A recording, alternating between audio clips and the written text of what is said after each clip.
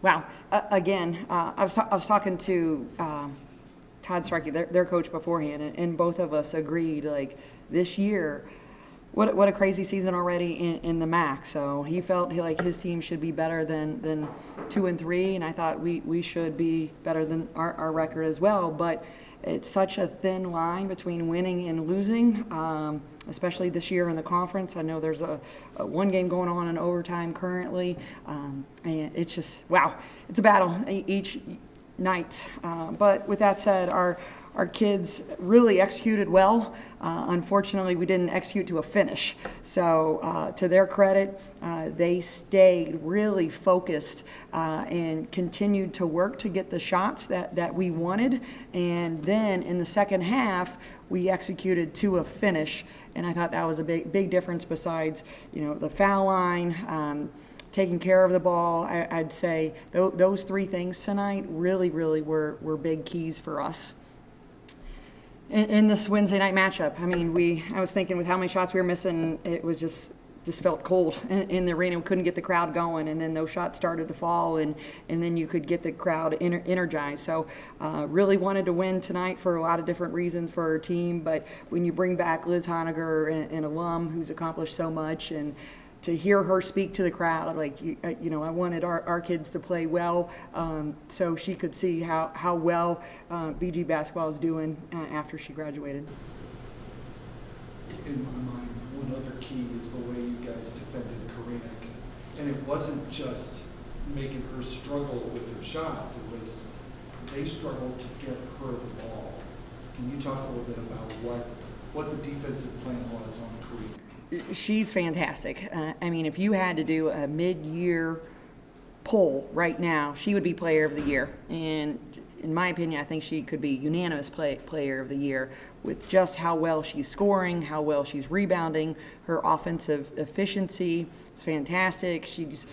Talk about the intangibles. She's never too high, never too low. She's just a real stalwart for them. But we really wanted to push her off the block. We really needed to be physical with her. Part of me thought in talking about this game was, okay, she could score 35 and shut down everybody else, but the rest of their kids are so talented. So we really wanted to honestly limit her attempts at the foul line. This is a kid that can score with her back to the basket. She can score facing. She throws in an occasional three about every other game. She's over 3 tonight, but she gets herself to the foul line approximately 10 times a game. So she's already has over 105 makes in play, and that's a fantastic number. So we didn't want to foul her and get her to the line and have a 3-point play and have that momentum shift to them. And she was only 3 of 5 at the arc, but we had different posts on her throughout the night. We had to change a lot of things up defensively to try and keep her off balance because she is so talented. Can you talk a little bit about Claire during the main assignment, but you were putting different people on her, and also had people crashing down on her when she got the ball. Yeah, I thought Claire had a lot of good looks on the inside offensively, but honestly, she was so doggone tired from battling Karinik on the other defensive end that it was tough to make that easy play. So to her credit, she kept battling at the defensive end, and that's where we needed her. You mentioned a little bit about the offense. You felt was executing well, but the difference in the second half was executing to a finish. Can you talk? The debate in here was the bigger three in the fourth quarter. Thompson's three that gave you the lead for good, or Sid's three at the shot clock, right at the end of the shot clock.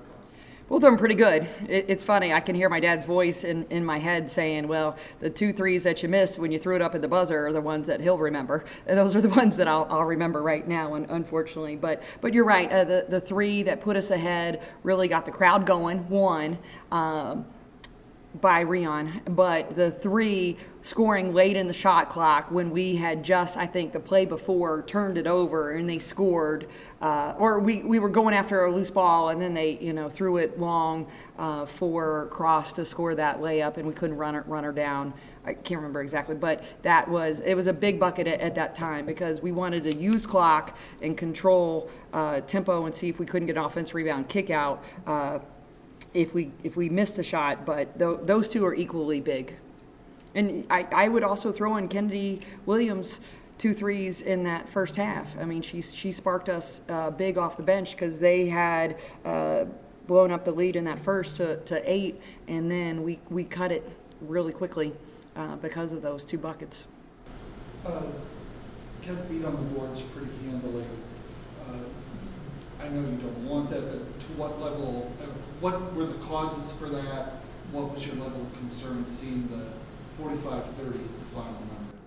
Well, when you shoot like we did in the first half, you're going to have a large deficit rebound-wise. So I don't have the breakdown in the second half, but I know it was better. But at the end of the day, the biggest number, too, that, we took care of the ball. So we had more possessions, even though we did not have more offensive rebounds. Like, we just had more possessions to score late in the fourth quarter, just whenever, like, we could take care of it. So, and a couple of those that I know we were unforced, but a couple of them I know we're trying to make plays. And can you also talk, I know you mentioned free throw shooting. That's when you had those opportunities, and especially at game's end, you put them away with free throw shooting. That's a Yeah. terrific number. It was, and credit Jane Euchre too. She had 12 minutes tonight, but she stepped up and swish were both of her attempts. They had 4 fouls to give in that fourth, and so we've only got so many sideline out of bounds, and we're trying to get the ball in, and they were fouling hard. And to their credit, Sydney made 2, Jane made 2, Carly made 2, and that's what they need to do in the fourth quarter. Just one last one from me. Did you feel that there was a carryover from that win in Akron into this game? As much as we talk about one game, whether you win or lose, we really, in my opinion, do a good job just putting it to bed. Okay, and the one thing we have talked about, if you want to emphasize the carryover, is we're still in the East. And we've got a lot of East games coming up, and that's what we want to play well in our division, and you want to play well at home as well. But that's the biggest carryover that we've talked about from Akron to this is like, okay, another East opponent. Questions? I've got to give a special shout out. I know she's watching, but Jasmine Matthews was just diagnosed with MS. She's currently in rehab facility in Chicago. She's going to beat it. So we have signed a card as a team, but I would love to have our fans come out on Saturday and sign something that we can send it to her back in Chicago. But to her credit, she has texted me more about what we should do, running play calls and other stuff more than she ever has now that she has this. So she's in really, really good spirits and had the opportunity to FaceTime with the team yesterday. So kudos to her for being really positive, and looking forward to getting her back healthy out of that rehab and dealing with this. So.